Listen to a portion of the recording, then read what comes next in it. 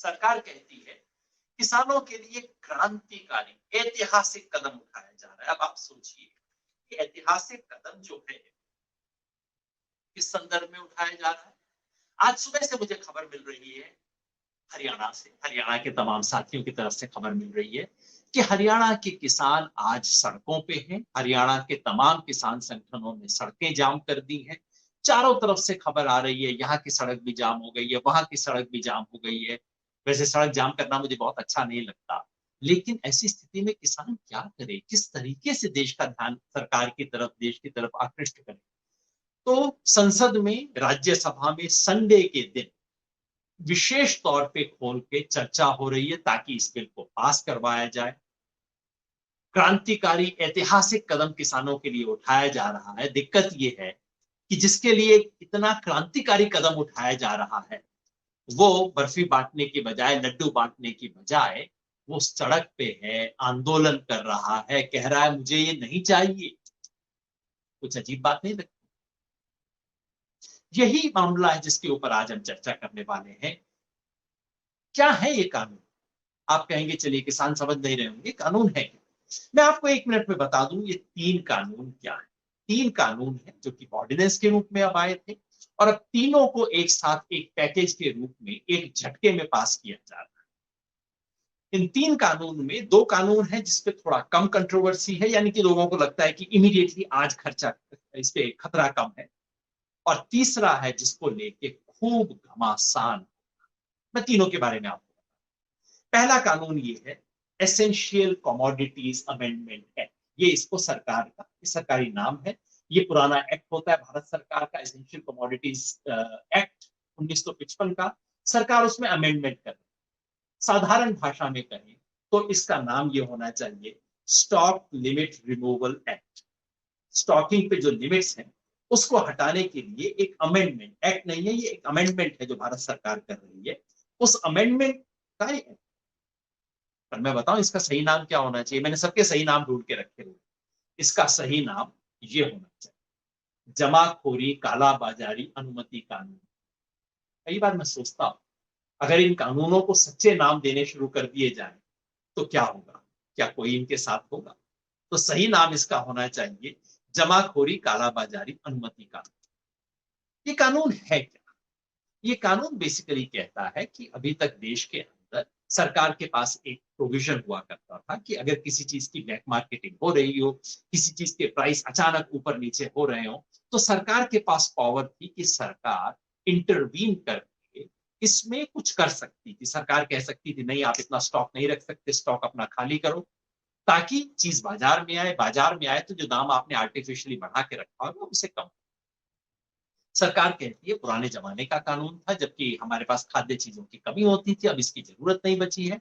अब हम सीधा का सीधा एक दूसरा कानून इस्तेमाल कर सकते हैं। सरकार का ये कहना है कि अब स्टॉक लिमिट्स की कोई जरूरत नहीं है। और सरकार कहती है कि स्टॉक लिमिट्स रहने से नुकसान ये होगा कि इससे व्यापारी जो है वो इन्वेस्टमेंट नहीं करता, वो वेयर हाउस बनाने में, कोल्ड स्टोर बनाने के अंदर इन्वेस्टमेंट नहीं करता। इसलिए वो कहते हैं कि हम ऐसा कर रहे हैं जिससे कि इसमें पोस्ट हार्वेस्ट मैनेजमेंट के अंदर ज्यादा इन्वेस्टमेंट शुरू होगा, सरकार का कहना है।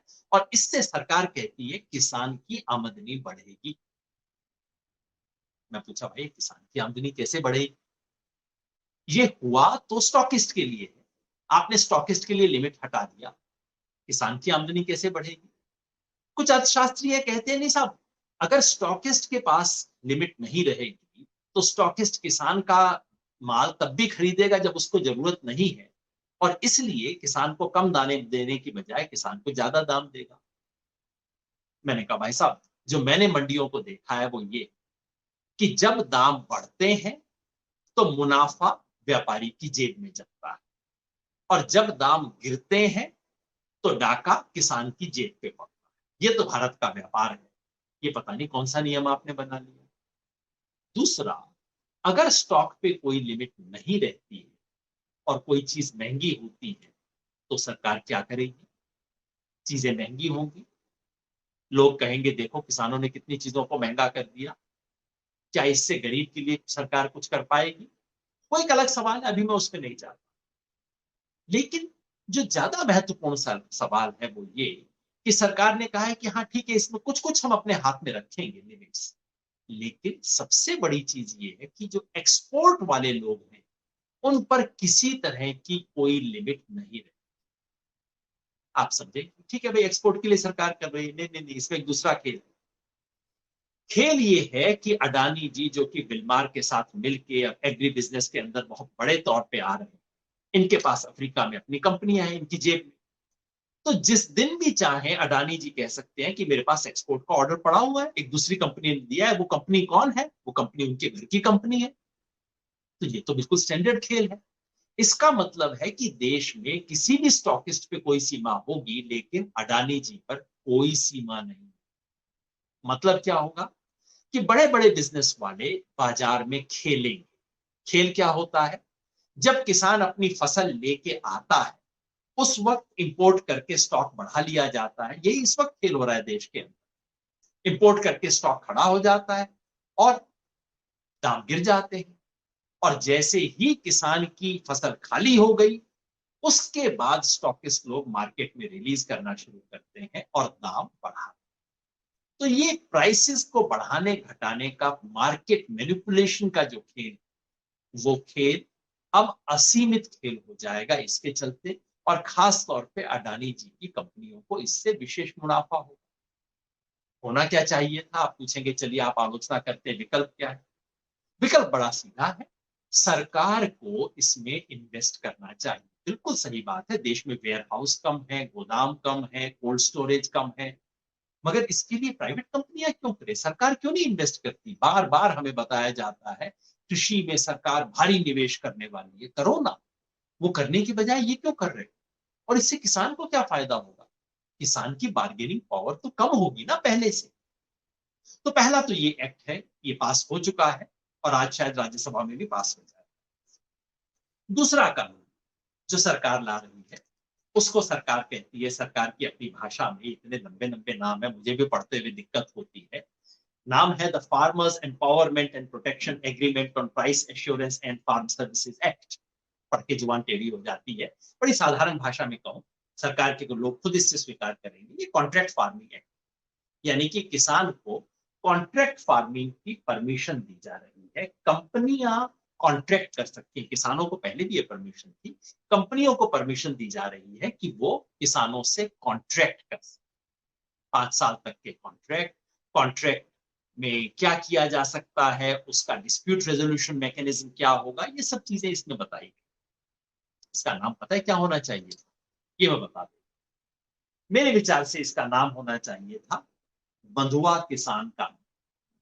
क्योंकि अगर ये कानून लागू हो जाते हैं जिस तरह से होंगे, तो किसान तो बंधुआ हो जाएगा, बंधुआ मजदूर जैसी किसान की स्थिति हो जाएगी। क्यों? क्योंकि कॉन्ट्रैक्ट दो बराबर की पार्टीज के अंदर होते हैं। जहां एक पार्टी के पास दिल्ली से लेके लंदन तक वकील करने की क्षमता है और दूसरा किसी वकील के दरवाजे पे नहीं फटक सकता, डरता है, बैंक मैनेजर को माई बाप करके हाथ जोड़ के बात करता है, ये दोनों बराबरी का कॉन्ट्रैक्ट कैसे करेंगे?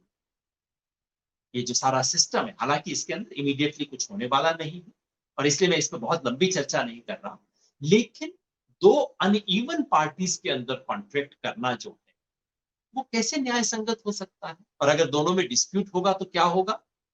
ये कानून कहता है कि अगर दोनों में डिस्प्यूट हो गया तो पहले एसडीएम के पास मामला जाएगा, उसके बाद डीएम यानी कि कलेक्टर के पास जाएगा, और उसके बाद मिनिस्ट्री ऑफ एग्रीकल्चर के ज्वाइंट सेक्रेटरी के पास रेजोल्यूशन के लिए। कोई गांव में रहा हो, देखा हो, तो आपको पता होगा एसडीएम तक पहुंचना एक साधारण किसान के लिए असंभव चीज होती है। वो थानेदार तक नहीं पहुंच पाता, कहता है भाई साहब मेरे साथ चलो, जरा थाने में जाना है, थानेदार बाबू से बात करनी है, इंस्पेक्टर साहब ने ये कह दिया है, थानेदार ने कह दिया, एसएचओ साहब ने कह दिया। वो एसडीएम के पास जाएगा, कैसे डिस्प्यूट रेजोल्यूशन हो? जैसे मैंने कहा, ये कानून फिर किसानों के लिए नहीं बना, कानून बना है कंपनियों के लिए। और अभी तक भारत में जहां जहां कंपनियों से कॉन्ट्रैक्ट का अनुभव रहा है वो बहुत बुरा रहा। पेप्सी ने टमाटर के किसानों के साथ किया था, गुजरात के अंदर आलू के किसानों के साथ हुआ है। और कंपनियों ने किसानों पे करोड़ों रुपए के दावे ठोक दिए कि आपने हमारे कॉन्ट्रैक्ट को वायलेट किया, आप पे 2 करोड़ का मुकदमा। किसान बेचारे को पता ही नहीं क्यों अंगूठा लगा के कह चुका है कि हाँ मैं तो फला चीज की कमिटमेंट करता हूँ, फला चीज की कमिटमेंट करता हूँ। ये होने की संभावना है, ये होने का डर। ये दूसरा कारण। जैसे मैंने कहा, असली बवाल जो है इन 2 कानूनों के बारे में नहीं, असली बवाल हुआ है तीसरे कानून के बारे में। और वो तीसरा कानून है एपीएमसी के बारे में। ये एपीएमसी और एमएसपी शब्द बार बार आएंगे और हमें से कई साथियों को पता नहीं होगा, इसलिए मैं थोड़ा एक्सप्लेन कर दूं। ये एपीएमसी होती है एग्रीकल्चर प्रोड्यूस मार्केट कोऑपरेटिव, यानी कि किसान अपनी फसल जो बेचता है अनाज मंडी, लेकिन वो अनाज मंडी सिर्फ मंडी नहीं है, वो पूरी व्यवस्था है जिसके अधिकारी हैं, जिसके पूरी एक इलेक्टेड बॉडी होती है, जहां किसान अपनी फसल को बेचने आता है, अनाज को, कई जगह पे फलों को भी बेचने आता है। ये एपीएमसी कहलाता है। और ये एमएसपी क्या है? ये एमएसपी एक प्राइस है जो कि सरकार डिक्लेयर करती है, सबके लिए नहीं, फिलहाल 23 फसलों के लिए डिक्लेयर कर रही है, मिनिमम सपोर्ट प्राइस। तो सरकार अपनी तरफ से किसान को कहती है कि भाई कम से कम इतना दाम तो आपको मिलना चाहिए, जैसे मार्केट के अंदर होता है ना एमआरपी, मैक्सिमम रिटेल प्राइस, कि आप इससे ज्यादा पे बेच नहीं सकते। किसान के लिए है, इससे कम में आपकी फसल खरीदी नहीं जानी चाहिए। अब इसका खेल, ये जो तीसरा एक्ट है जिसे सरकार कह रही है, उम्मीद आप देख पा रहे होंगे, सरकार कहती है, इस तीसरे कानून के लिए सरकार का शब्द है, फिर बहुत लंबा सा है, पढ़ना पड़ेगा मुझे। The farmers produce trade and commerce promotion and facilitation act 2020, साधारण तरीके से करें तो एपीएमसी बाईपास है। एपीएमसी को बाईपास करने के लिए एक्ट बना है, उम्मीद है आप देख पा रहे होंगे। ये एपीएमसी को बाईपास करने के लिए एक्ट बना है, जिसमें सरकार कह रही है कि एपीएमसी के बाहर भी खरीद फरोख्त। मेरे विचार से इसका क्या नाम होना चाहिए? मैं इसका बड़ा साधारण नाम देता हूं, ये है मंडी तोड़ो एमएसपी छोड़ो कानून। बताइए, अगर ये कानून को नाम दे दिया जाए तो कोई देखेगा इस कानून? कानून कहता क्या है? ये कानून कहता है, सरकार इसके पक्ष में कहती है कि भाई जो आजकल एपीएमसी है इसके अंदर बड़ी गड़बड़ी चल रही है, इसमें पॉलिटिक्स चल रही है, किसान का शोषण भी होता है, इसके अंदर भ्रष्टाचार भी होता है, ये सारी बातें सही। तो सरकार कहती है इसलिए हम एपीएमसी के बराबर, एपीएमसी के parallel private trading zone create करेंगे, यानी कि प्राइवेट मंडी भी बनाई जा सकेगी।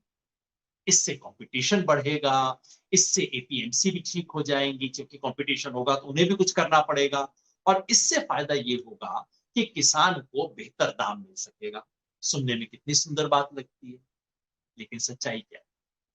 सच्चाई ये है कि जहां किसान को एक तरफा, किसान जिस मंडी के अंदर बेचता है एपीएमसी, एपीएमसी में टैक्स लगता है, एपीएमसी में फीस लगती है, और बाहर प्राइवेट मंडी में ना टैक्स लगेगा ना फीस लगेगी। अब आप सोचो क्या होगा? कोई अपनी फसल एपीएमसी में क्यों बेचने जाएगा भाई? अंदर व्यापारियों का रजिस्ट्रेशन होगा, बाहर व्यापारी का रजिस्ट्रेशन नहीं होगा। अंदर व्यापारी को अपनी हर खरीद फरोख्त को रिकॉर्ड करना पड़ेगा, बाहर रिकॉर्ड नहीं करना पड़ेगा। तो फर्क ये नहीं है कि किसान को पहले एक आजादी थी और अब तो आजाद नहीं थी और अब आजादी मिल गई है। फर्क ये है कि पहले की व्यवस्था रेगुलेटेड मंडी, उसकी जगह अब अनरेगुलेटेड मंडी की जा रही है। फर्क दोनों में ही। सरकार कहती है, प्रधानमंत्री खुद कहते हैं, लाल किले से कहते हैं कि भाई हमने किसान को आजादी दी, ऐसी आजादी जो किसान के पास आज तक उपलब्ध नहीं। मैं पूछना चाहता हूं, और मैंने बार बार बीजेपी के प्रवक्ताओं से, सरकार के प्रतिनिधियों से, अफसरों से पूछा है कि भाई आप मेरे को एक कानून दिखा दो, इस देश का कोई कानून दिखा दो जो कहता हो कि किसान अपनी फसल चाहे तो मंडी के बाहर नहीं बेच सकता। बिल्कुल बेच सकता है। तो कौन सी आजादी आप दे रहे हो? ये आजादी तो है। अगर आज मैं अपनी फसल जाके कलकत्ता बेचना चाहूं, मुझे आजादी है। आजादी किसे नहीं थी? व्यापारी को नहीं थी, आड़ती को नहीं थी, ट्रेडर को नहीं थी, बिजनेस को नहीं थी। उनको आजादी दी, आजादी नहीं, उनको छुट्टा छोड़ दिया गया। इसका परिणाम क्या होगा? परिणाम ये होगा कि एपीएमसी बैठ जाए।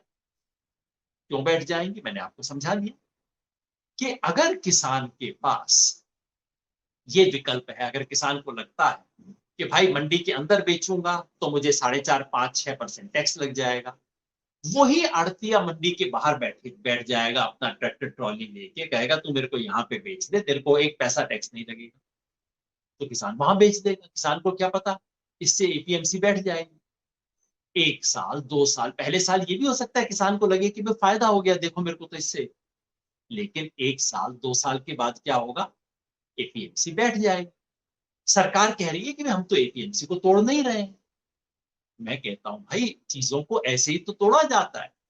सरकारी स्कूल को जब खत्म करना होता है तो क्या किया जाता है, प्राइवेट स्कूल बन जाता है। सरकार कहती है नहीं नहीं, आप दोनों में से जिसमें मर्जी चाहे चले जाइए, बस सरकारी स्कूल के अंदर टीचर आना बंद हो जाता है, पढ़ाई नहीं होती है, तो लोग प्राइवेट स्कूल के अंदर डाल देते हैं। पोस्टल डिपार्टमेंट पहले सारी पोस्ट किया करता था, फिर कहा नहीं नहीं कुरियर भी खोल देते हैं, और आज कोई नहीं जाता पोस्टल डिपार्टमेंट, सारा काम कुरियर से होना शुरू हो गया। इसी तरह से सरकारी व्यवस्था को खत्म किया जाता है।